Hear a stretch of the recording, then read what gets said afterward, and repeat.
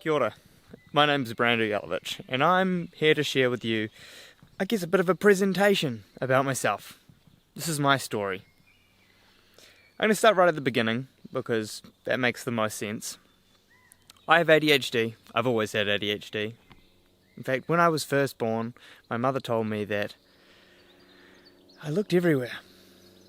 Didn't sleep. Hardly even blinked. I was wired. I was ADHD. But it wasn't until a little bit later in life that I was actually diagnosed. Now, I just want to step in here and add a tiny little bit of information, because you'll notice that my presentation is already dramatically different to anything else you've seen. I was told by the ADHD Association that I needed to be in a studio. Well, I told them that I had a studio. It was a lie. This is my studio. It's called Nature. It's the bush. It's actually not only my studio, but also my oasis. It's the place that I go to, I guess, escape. Not escape myself. It's where I go to connect with myself, but it's where I go to escape from the box, the societal-driven information that's constantly being bombarded left, right, and centre. So I decided I would come down here into a little bit of paradise to share that story with you. Now, I was 5.5 years old when I was diagnosed with ADHD. I remember it was like having a light switch turned on. Not necessarily the diagnosis, but when I first was put on a stimulant medication, my first drug, I guess, was methylphenidate. I was on Ritalin, and it changed my life. I played soccer, actually played. I didn't just run around trying to kick the ball off everyone else. I was scoring goals. I was, able to focus, and I remember that very clearly.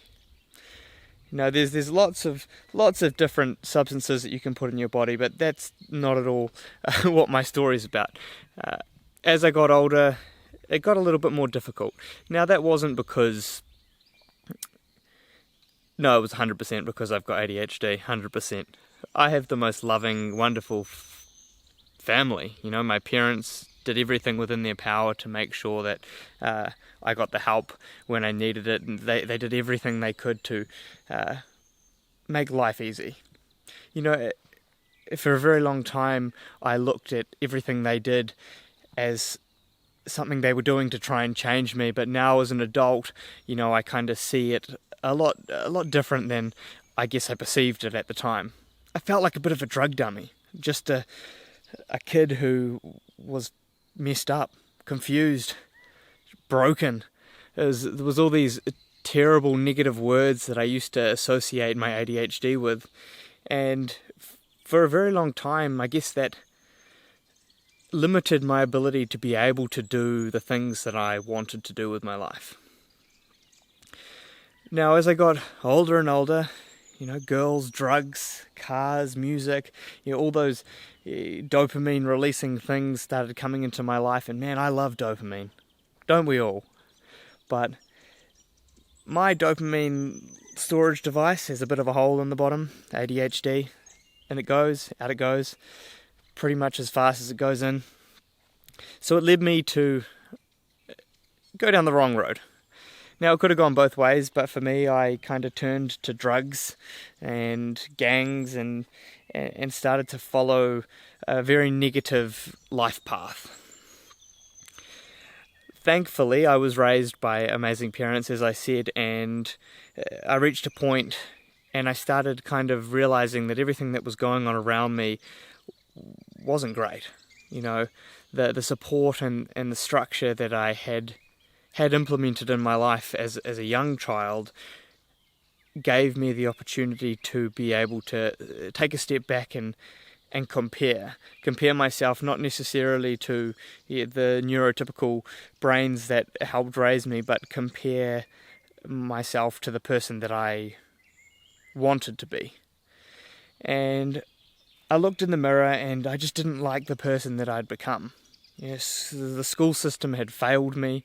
I had failed myself, and the only group of friends that I was really able to get along with and manage to keep were ones that were really only there for a good time. They were there for the drugs, for the party, for not necessarily for, a quality relationship. It dawned on me that, well, at the time, I was, excuse my language, I reached the lowest point of my life as a young adult. I didn't really want to be here on this planet. I wished that I was never born. I wished that I didn't have ADHD. I had all these horrible, horrible thoughts going through my head, and that realization that I had was that I'm the only person that can really make a difference in my life. Yeah, people can try and help as much as they want, but if I wasn't ready to receive that help, or if I wasn't ready to, get up, get out and just go and do what it was that I wanted to do, of my own doing, then nothing was going to come of anything. So one night when I was real drunk with all my friends, I stood up on my bed and I said, I'm going to walk around New Zealand. I'm going to do it. I'm just going to get out there, reconnect with nature, and run away from this crappy life. And in the beginning, that's all it was. It was escapism. It was my way of, I guess, running away from society and just trying to live outside what even is normal, outside what I considered normal to be. So I gathered all the things that I thought I might need. I put them together inside a backpack and convinced my mother and father to take me to the top of New Zealand. They didn't. They didn't want anything to do with it. They thought that it was a stupid waste of time, a waste of money, a waste of life. They didn't get it, and none of my friends got it, and none of the companies that I approached and asked for help wanted anything to do with supporting me. But, once I get an idea in my head, and if I'm really passionate about making it happen, there's that single-minded focus that just takes over and nothing can stop me. It wouldn't have mattered if someone had cut off both my legs. I would have crawled my way to the top of New Zealand to start this big hike. I was 19 years old, naive, young, didn't really know what I was getting myself into, but that's the glory of being young. You haven't been beaten down, you haven't had people tell you that you can't do this, and you haven't tried to do things and failed enough times to, decide you don't want to do that anymore. So I was going into the unknown, and it was fascinating. It was exciting. I was excited, and that was my driving factor, was the excitement of not knowing where I was going to be or how I was going to get there or what was going to happen. It was just this totally new place. But at this point, still an idea. I called so many companies, and as I said, they all didn't really want to support what I was doing. They told me one thing that I will never forget. Two of them actually said a very similar thing, but it went along the lines of, there's too many gunners in this world. I didn't get it. Too many gunners. What do you mean? What? Too many people that are going to do this, they're going to do that, and then they never do. Like most politicians. Don't know if I can say that, but I did. I decided that in that moment, when I was being called a gunner, even though this person on the other end of the phone had no idea who I was, I wanted to prove them wrong. Not only to prove them wrong, but to prove to myself that if you want anything in your life, all you have to do is stand up, walk out the door, and go and seize it. Seize the opportunity. Sure, sometimes there's a few more things, like if you're naked, you've got to put clothes on. But, another story. Once again, ADHD. So sorry. Back to the story. I convinced my parents because I told them I was a doer. I convinced the companies, two of them, that I was a doer. They gave me $300 worth of gear, which wasn't much, but it was like putting on a new pair of shoes before walking out the door. I had confidence because I knew someone else had even the tiniest little bit of confidence in me. There was no doubt in my mind at any point that what I was about to set out to do was going to be not accomplishable. I knew it was going to be hard, didn't know how hard. In fact, I didn't know much about what I was about to do. Dad dropped me at the very top of New Zealand, and I set off. I took the first steps. Now, the first steps of this journey that I went on happened long before that, 3 months before, when I came up with the idea, and I told all my mates that I was going to walk around New Zealand.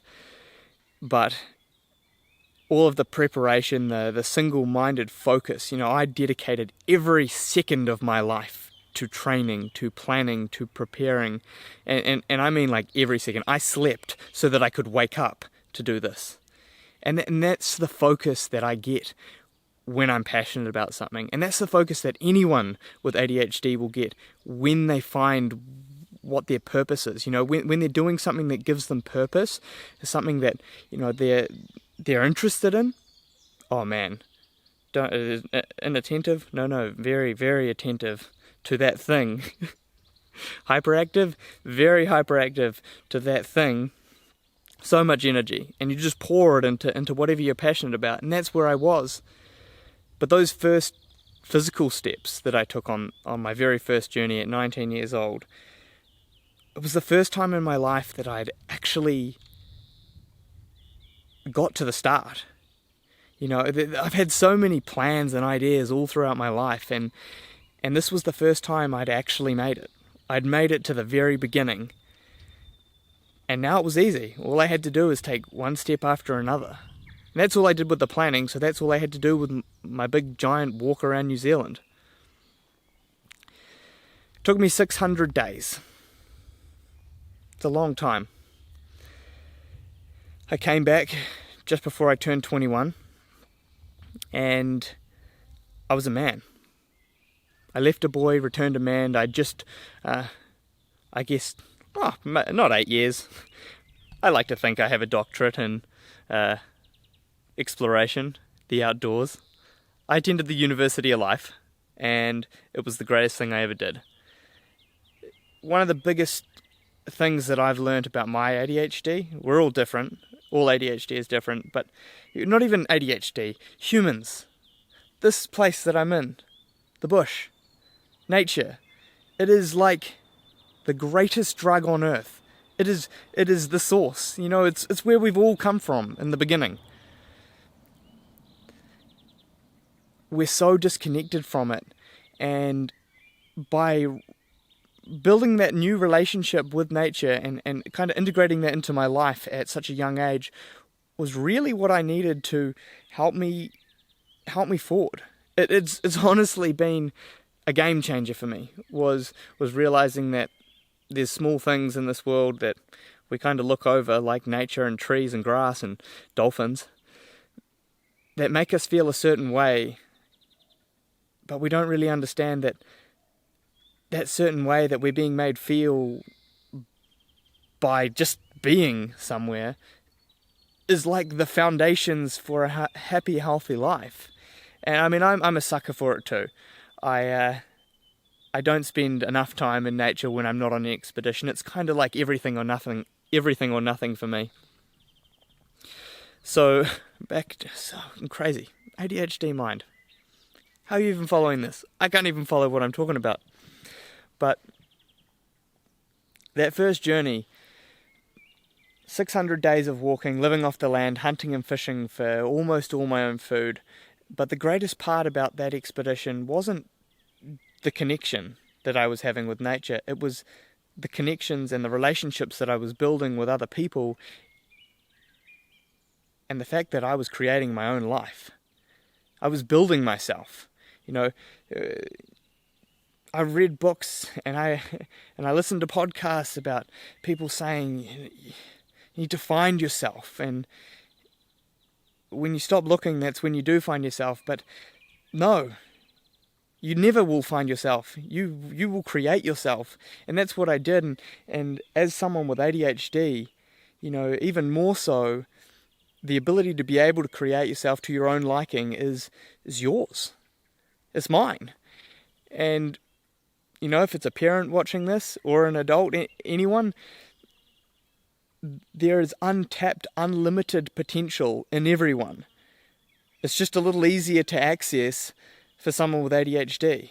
And for so long I thought that potential was harder to obtain, but no, it's not. It's pure, it's raw, it's unlimited, and it's always there. You just have to know how to grasp it. And sometimes medication will help for that. Routine, structure, nature, but a purpose. A purpose is the single thing in my life that helps me to get through to the next little bit. And sure, there's going to be ups and downs. That's ADHD, my inability to be able to regulate my emotions. I don't even know if inability is a word, but you know what it means. Well, I hope you do. I've gone over my time limit by about 5 minutes and 30 seconds, so I should start to wrap it up. That was my inner dialogue talking there. Came out aloud, once again with the ADHD. I believe that we should make our own luck. And I've always made my own luck. Get out there, live your dreams, do what you love. Use your ADHD as a gift. Sure, your super cape might get caught in the bushes every now and again, but the fact is you have a super cape, you have a superpower, you have ADHD. And ADHD is exactly that, a superpower. Thanks for listening.